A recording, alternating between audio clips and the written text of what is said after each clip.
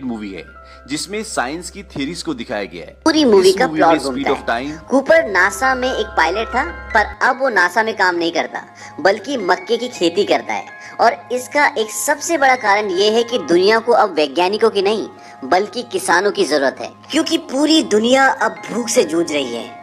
धरती पर 7 साल पहले गेहूं उगना बंद हो गया और 1 साल पहले ओकरा और बाकी की चीजों की पैदावार भी खत्म हो चुकी है। कूपर के 2 बच्चे हैं, मर्फ जो पढ़ाई में बहुत होशियार है और उसका साइंस में बहुत रुझान है, और बेटा टॉम जो पढ़ाई में एवरेज है। अब मर्फ जिस कमरे में सोती है वहाँ पर एक बुक शेल्फ है और बार बार उस बुक शेल्फ से किताबें अपना भी नीचे गिर जाती है। मर्फ अपने पिता को कई बार बोल चुकी है कि उसके कमरे में भूत है, और मर्फ ये भी बोलते है कि मुझे लगता है कि वो भूत आप हैं। पर कूपर इन सब बातों पर विश्वास नहीं करता। कूपर बोलता है कि ये सब नॉन साइंटिफिक बातें हैं। मर्फ बोलती है कि आप ही ने बताया कि विज्ञान का मतलब उन चीजों को एक्सेप्ट करना होता है जिन्हें हम समझ नहीं पाते। कूपर बोलता है ठीक है, अगर तुम घोस्ट और साइंस के बीच में कनेक्शन जोड़ना चाहती हो तो उससे डरने के बजाय जो कुछ भी तुम्हारे कमरे में होता है उसे ऑब्जर्व करो और उसकी सच्चाई का पता लगाओ। एक बार सब बेसबॉल का मैच देख रहे होते हैं, तभी सायरन बजता है और ये सायरन होता है तूफान आने का। धरती पर अब धूल भरे तूफान आना आम बात हो चुकी है और ये धूल भरा तूफान कभी भी आ जाता है। तूफान आने से मैच बंद हो जाता है और सब मास्क लगाकर अपने अपने घर चले जाते हैं। अब जब कूपर अपने घर पहुंचता है तो पूरा घर धूल से भरा हुआ होता है और मर्फ के कमरे में फर्श पर धूल से कुछ लाइंस बनी होती हैं। मर्फ बोलती है, देखा मैंने कहा था ना, कोई घोस्ट हमसे बात करना चाहता है। कूपर उन लाइंस को बड़े ध्यान से देखता है और वो मर्फ को बोलता है कि आज तुम अपने भाई टॉम के कमरे में सो जाओ। और कूपर वहीं रहकर ये समझने की कोशिश करता है कि यहाँ हो क्या रहा है। कूपर पूरी रात उस कमरे में ये समझने की कोशिश करता है कि लाइंस कैसे बनी और बुक्स अपने आप गिर कैसे जाती हैं। अब सुबह होती है और मर्फ वहाँ पर आती है और वो देखती है कि उसके पिता अब भी वहीं बैठकर उन धूल की लाइनों को देख रहे हैं। कूपर मर्फ को बताता है कि किताबें घोस्ट की वजह से नहीं, ग्रेविटी की वजह से गिरती हैं, और वो एक सिक्का उछालता है जो मिट्टी से बनी लाइन के ऊपर जाकर गिरता है, लाइन के बीच में नहीं। कूपर बताता है ये एक मैसेज है जो बाइनरी कोड के रूप में भेजा गया है। बाइनरी कोड एक भाषा है जो कंप्यूटर और कई इलेक्ट्रॉनिक डिवाइसेस में कोडिंग लैंग्वेज होती है, जिसमें 1 और 0 का इस्तेमाल होता है। जैसे हम किसी को मैसेज लिखने के लिए अक्षरों का इस्तेमाल करते हैं या हिसाब के लिए नंबर्स का इस्तेमाल करते हैं, इसी तरह बाइनरी कोड्स भी एक शैली है जिससे हम मैसेजेस भेज सकते हैं। अगर आप किसी को बताना चाहते हैं कि मैं मार्केट में हूँ तो आप नॉर्मली मैसेज टाइप करेंगे, मैं मार्केट में हूँ, पर बाइनरी कोड में आप यही पूरा मैसेज सिर्फ 1 और 0 डिजिट के नंबरों के कॉम्बिनेशन से भेज सकते हैं। कूपर समझ जाता है कि धूल से बनी मोटी लाइन का मतलब 1 और पतली लाइन का मतलब 0 है। अब कूपर इस मैसेज को डिकोड करता है और मैसेज को डिकोड करने के बाद उसे एक लोकेशन का पता चलता है और वो और मर्फ उस जगह पर पहुंच जाते हैं। अब जब कूपर अंदर जाने की कोशिश करता है तो उसे वहां की सिक्योरिटी पकड़ लेती है और अगले सीन में दिखाते हैं कि कूपर से एक रोबोट कुछ पूछताछ कर रहा होता है। तभी वहां पर एक लड़की आती है, ये एक साइंटिस्ट है और इसका नाम एमिली है। वो कूपर को अपने साथ एक रूम में ले जाती है। वहाँ पर कुछ लोग बैठे होते हैं और कूपर की बेटी मर्फ भी वहीं पर होती है। एमिली के पिता प्रोफेसर ब्रेंड भी वहीं पर होते हैं। कूपर नासा में काम कर चुका होता है तो प्रोफेसर ब्रेंड को पहले से जानता है। अब वो सब लोग ये जानना चाहते हैं कि कूपर को इस जगह के बारे में पता कैसे चला, क्योंकि बहुत ही खुफिया जगह होती है और इस जगह के बारे में किसी को कुछ भी इंफॉर्मेशन नहीं होती। कूपर बोलता है कि जिस तरह से मुझे इस जगह के बारे में पता चला ये कोई इत्तेफाक नहीं हो सकता, पर कुछ साइंटिफिक भी नहीं लगता। तभी मर्फ बोलती है, ग्रेविटी की वजह से हमें यहाँ के बारे में पता चला। वहाँ पर बैठा एक आदमी पूछता है कि हमें साफ साफ बताओ कि तुम यहाँ तक पहुँचे कैसे। कूपर को अभी तक कुछ समझ नहीं आता कि यहाँ पर हो क्या रहा है। उसके दिल में डर भी होता है। वो बोलता है, पहले आपको वादा करना होगा कि मुझे और मेरी बेटी को आप लोग यहाँ से आराम से जाने दोगे। अब प्रोफेसर ब्रेंड हंसते और बोलते कि क्या तुम्हें हमारे काम के बारे में नहीं पता।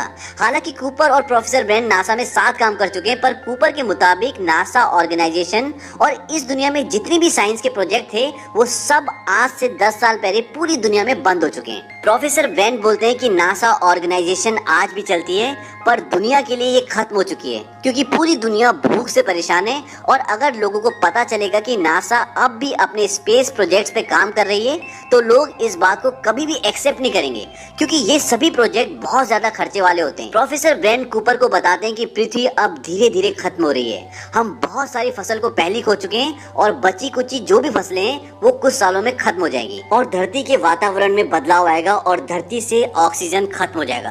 कूपर बोलता है, धरती को बचाने का कोई तो रास्ता होगा, कोई तो तरकीब होगी। प्रोफेसर ब्रेंड बोलते हैं, कूपर हमें धरती को बचाना नहीं है बल्कि अब इसे छोड़कर जाना होगा।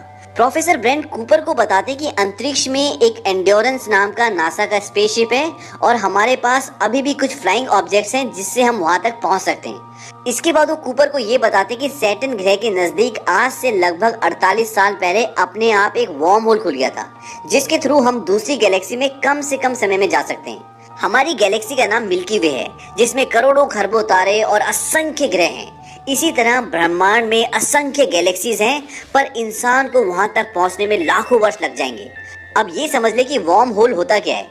वार्म होल की थ्योरी एल्बर्ट आइंस्टाइन की है। जैसे एक पहाड़ है, अगर आपको पहाड़ के दूसरी तरफ जाना है तो आपको उस पहाड़ को पार करने में कई घंटे लग जाएंगे, पर अगर उसी पहाड़ में एक सुरंग हो तो आप कुछ ही मिनटों में उस पार पहुंच सकते हैं। बस एल्बर्ट आइंस्टाइन की थ्योरी के मुताबिक स्पेस में वार्म होल भी इसी तरह है, जो एक गैलेक्सी से दूसरी गैलेक्सी में जाने का शॉर्टकट है। और ऐसा भी कहा जाता है कि वार्म होल के थ्रू टाइम ट्रेवल भी किया जा सकता है। प्रोफेसर ब्रेंट कहते हैं कि कोई एडवांस सभ्यता इंसान की मदद करने की कोशिश कर रही है। वो कूपर को बताते कि हम पहले ही 13 एस्ट्रोनॉट्स को वार्म होल के थ्रू दूसरी गैलेक्सीज में भेज चुके हैं और उन्हें वहाँ ऐसे ग्रहों को ढूंढना है जो इंसान के रहने के लिए पर्याप्त हो और ज्यादा दूर ना हो। और उन सब के पास एक रोबोट है, और जब उन्हें कोई ऐसा ग्रह मिल जाएगा जहाँ इंसान रह सकता है तो वो उस रोबोट को ऑन कर देंगे और फिर हमें यहाँ उसका सिग्नल मिल जाएगा। अब जो 13 एस्ट्रोनॉट्स गए थे उनमें से उन्हें 3 का सिग्नल मिल चुका है, यानी 3 अलग अलग ग्रहों का। पर उन ग्रहों पर डायरेक्ट बात नहीं की जा सकती, तो सिर्फ उनके पास उन तीनों ग्रहों के सिग्नल्स हैं। और इसलिए अब एक टीम बनाई जा रही है और उन तीनों ग्रहों पर, उन तीनों प्लैनेट्स पर उन्हें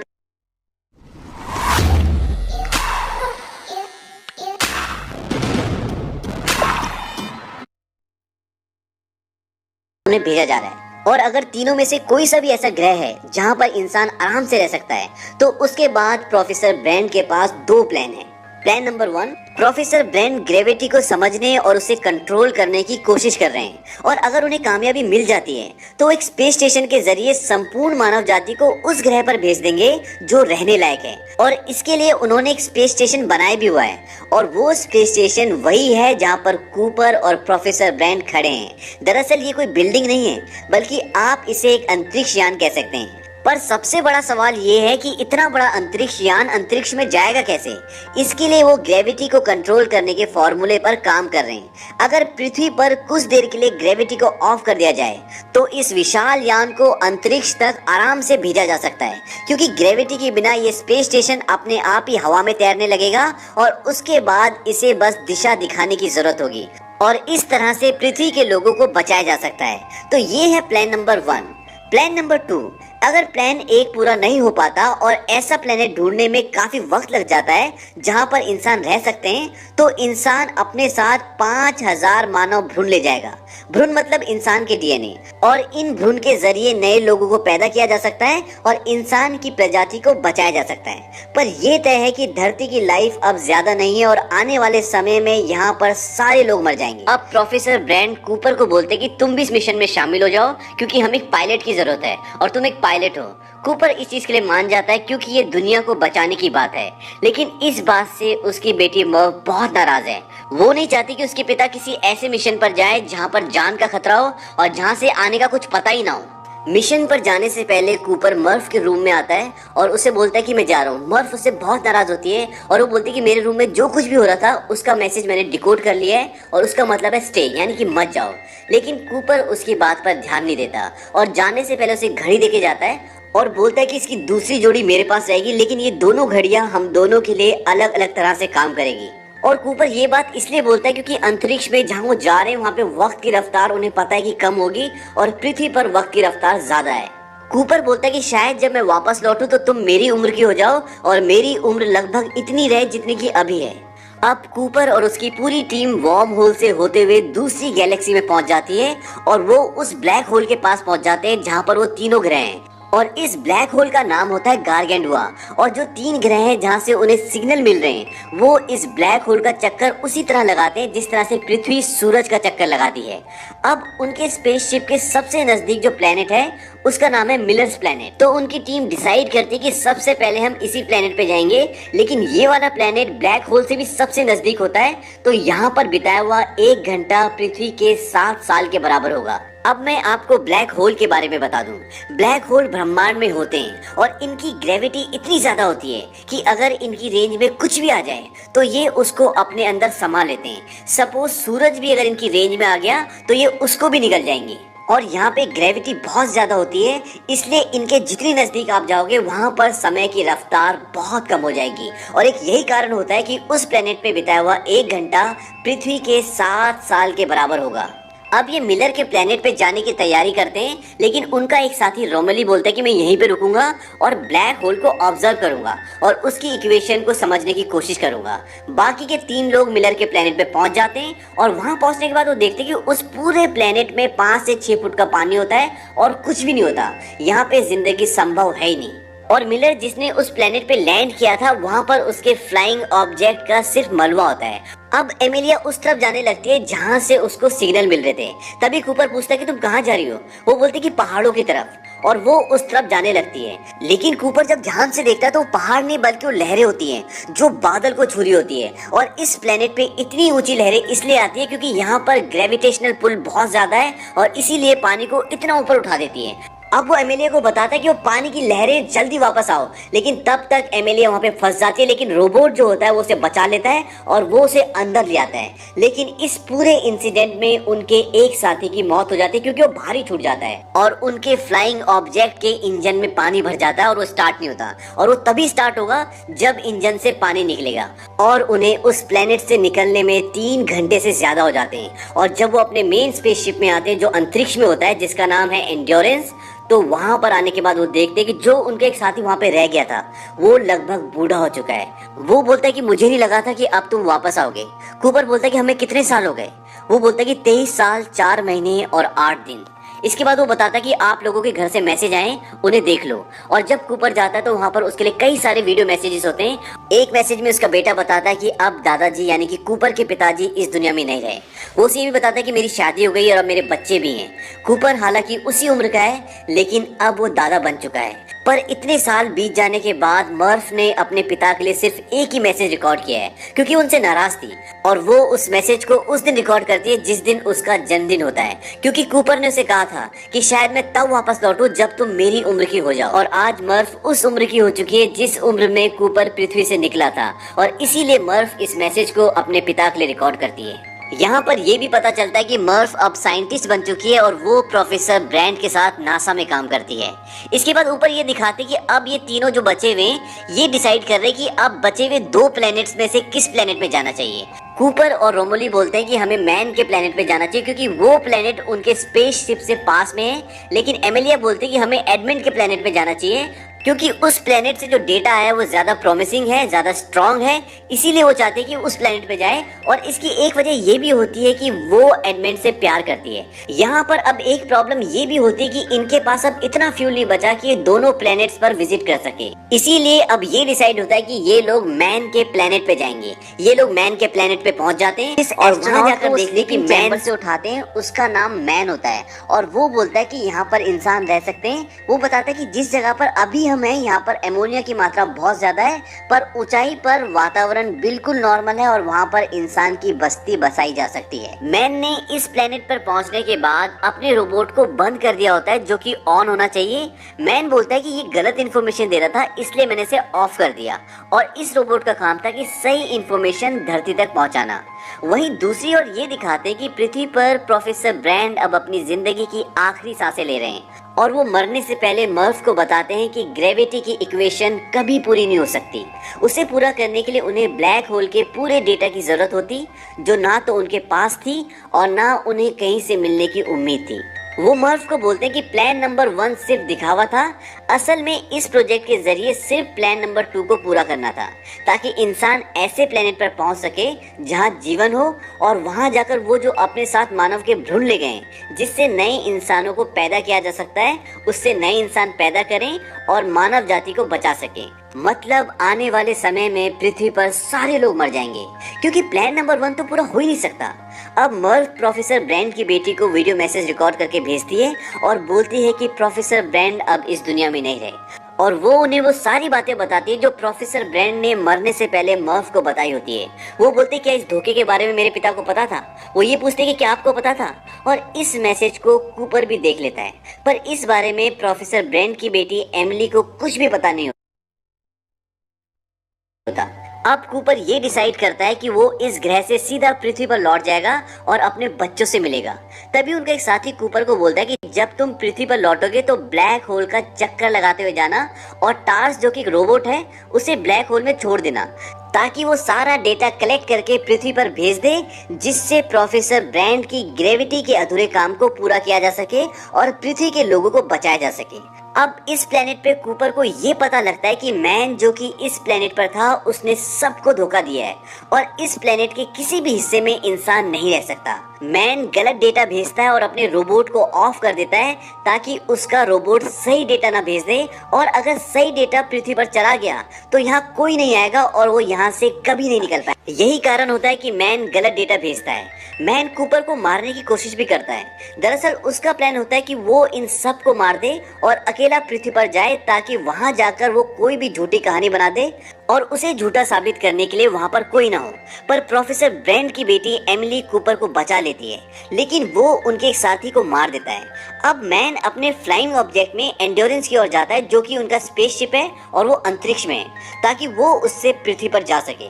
पर जब वो अपना फ्लाइंग ऑब्जेक्ट उससे कनेक्ट करने की कोशिश करता है तो एक जोरदार ब्लास्ट होता है और उस ब्लास्ट में उसकी मृत्यु हो जाती है।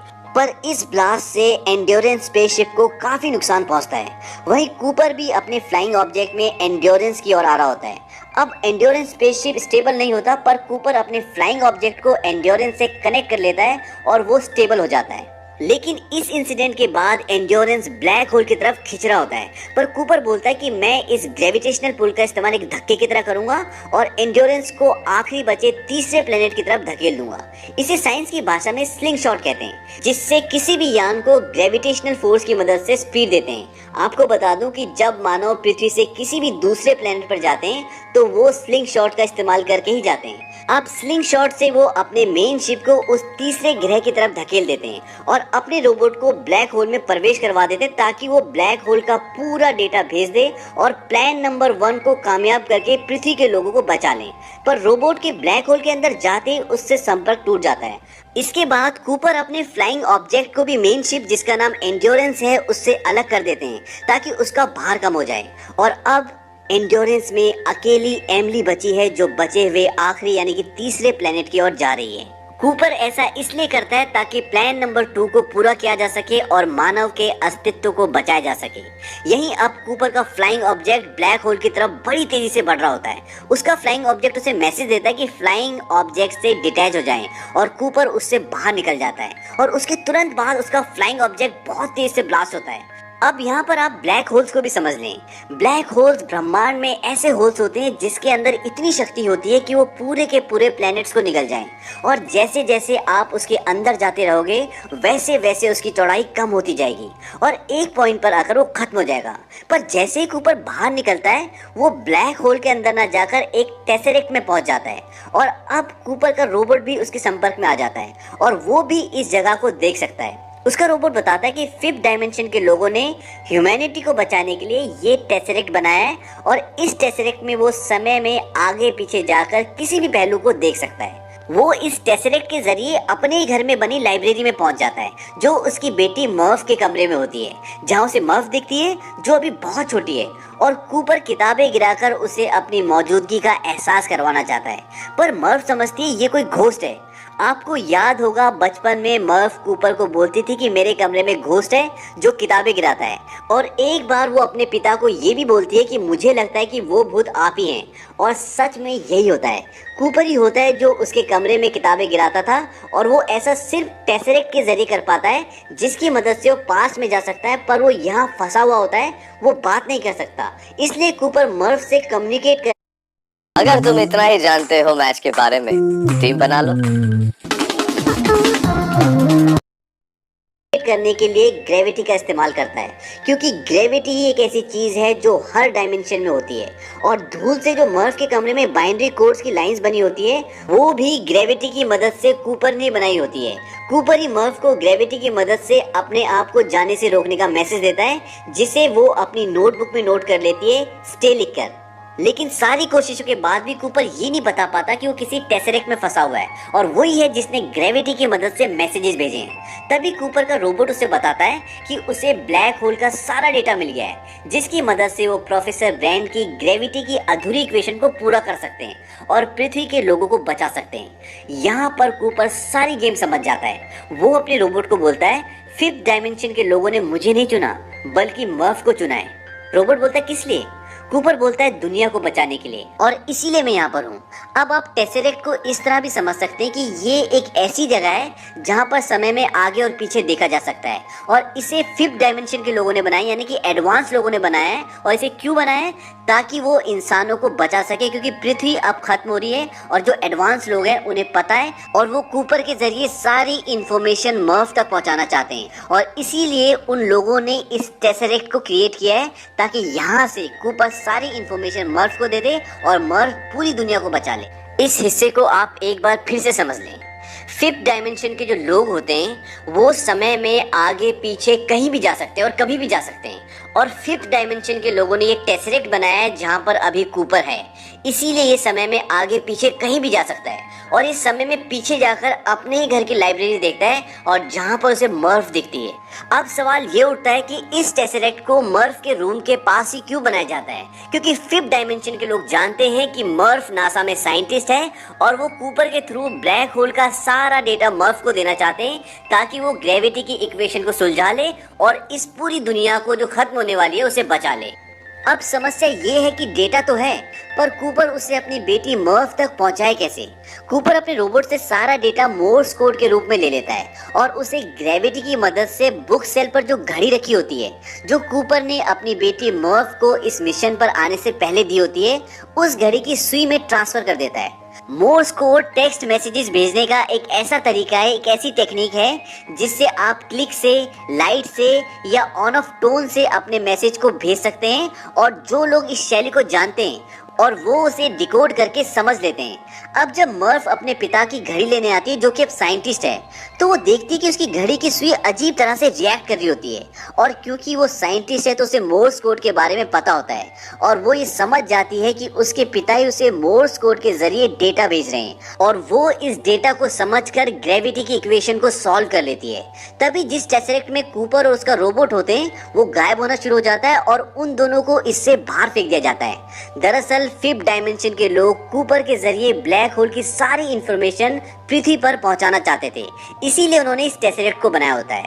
अब कूपर बाहर आ जाते हैं और उन्हें दूसरे एस्ट्रोनॉट्स ढूंढ लेते हैं। जब कूपर की आंख खुलती है तो वो एक स्पेस स्टेशन पर होते हैं। अब कूपर ने कुछ समय उस टेसरेक्ट में बिताया जो ब्लैक होल के लगभग अंदर ही होता है, तो वहां पर बिताया हुआ कुछ समय पृथ्वी पर कई सालों के बराबर होता है।